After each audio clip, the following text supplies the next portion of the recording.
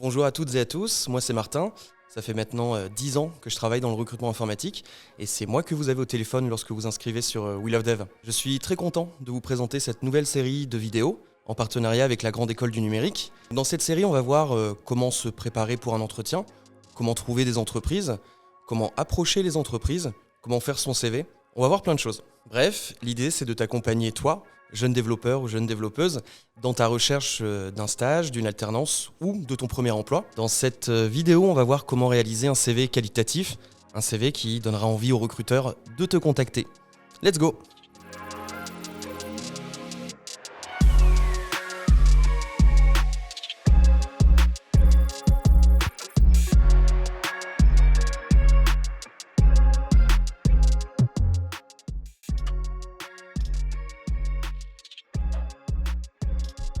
La première chose à faire, bien entendu, c'est de réfléchir à la forme et au design de ton CV, parce que c'est la première chose que va voir le recruteur. Pour commencer, on va privilégier un CV avec un design clair et épuré.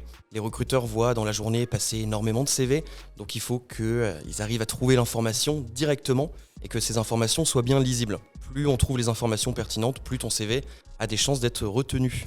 L'idéal sur un CV de développeur junior, c'est de le faire tenir en une seule page. Je sais que tu vas être tenté de dire beaucoup de choses, mais il faut s'en tenir à cette règle, il faut aller à l'essentiel. Mets en avant les informations, comme les expériences et les compétences, qui semblent correspondre au poste sur lequel tu postules. Et par exemple, au niveau des technos, essaye vraiment d'en choisir 3, les 3 que tu préfères, et les 3 qui se rapprochent le plus du poste concerné. Si tu ne sais pas trop comment t'y prendre pour créer ce CV, on t'a concocté des designs de CV que tu pourras remplir toi-même. Tu retrouveras le lien en description de cette vidéo.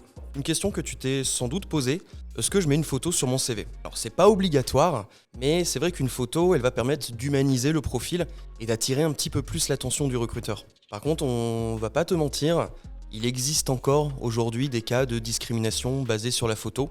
On espère qu'il n'y aura pas d'entreprise de ce type sur We Love Dev. En tout cas, on s'en assure. Si tu choisis de mettre une photo sur ton CV, premièrement, essaie de prendre une photo de bonne qualité sur fond neutre et également une photo qui te plaît, dans laquelle tu es souriant. Par contre, les photos avec une bière à la main, on va éviter.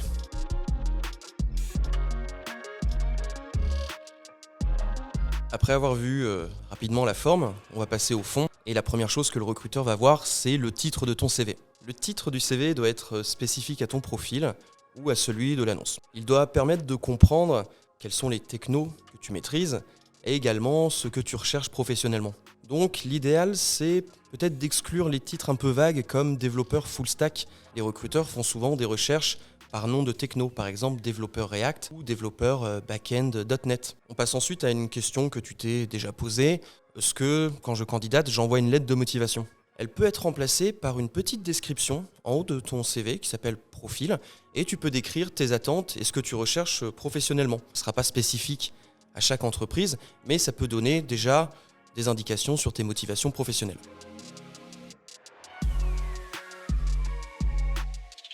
On passe ensuite à la partie expérience.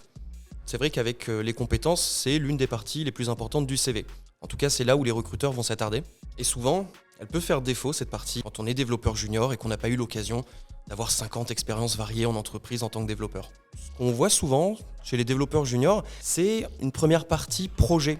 Et en fait, tu peux renseigner les projets que tu as fait lors d'un stage, les projets perso ou les projets que tu as fait lors de tes études. Tu mets une description de ce projet, la partie sur laquelle tu as travaillé et les compétences que tu as obtenues. Ça permet de mettre en avant au recruteur le fait que tu as mis un petit peu les mains dans le cambouis et que tu n'es pas un débutant total au niveau du développement. Cette partie projet, elle peut te permettre de compenser le manque d'expérience. Donc mets-la au début de ton CV, explique les projets et sois-en fier et tu vas attirer l'attention des recruteurs. En parallèle de ce CV, il faudra que tu prépares un petit portfolio dans lequel tu listes tes projets concrets, histoire d'être bien prêt lors d'un entretien, prêt à en parler. Et n'hésite pas, pour construire un portfolio, on va en parler dans une prochaine vidéo.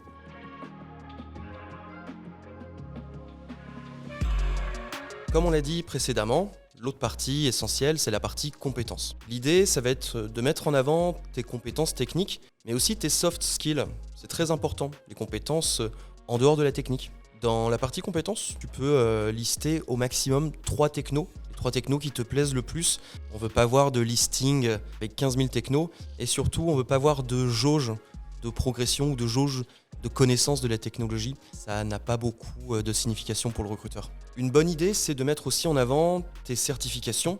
Par exemple, je sais que LinkedIn propose des certifications en React et dans d'autres technos, ça peut être pertinent de le mettre en avant. On a aussi chez We Love Dev des QCM, que tu peux mettre en avant sur ton profil. Donc pense à mettre ces petites choses-là en plus.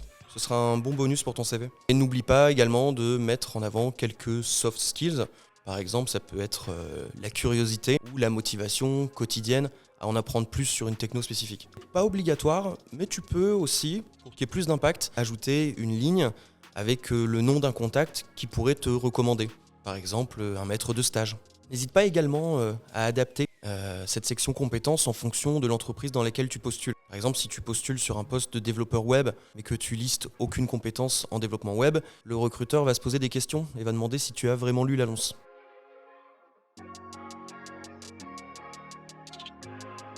En parallèle de ton CV, tu peux également te créer un profil sur We Love Devs. Ce profil peut même être public avec ton URL dédié.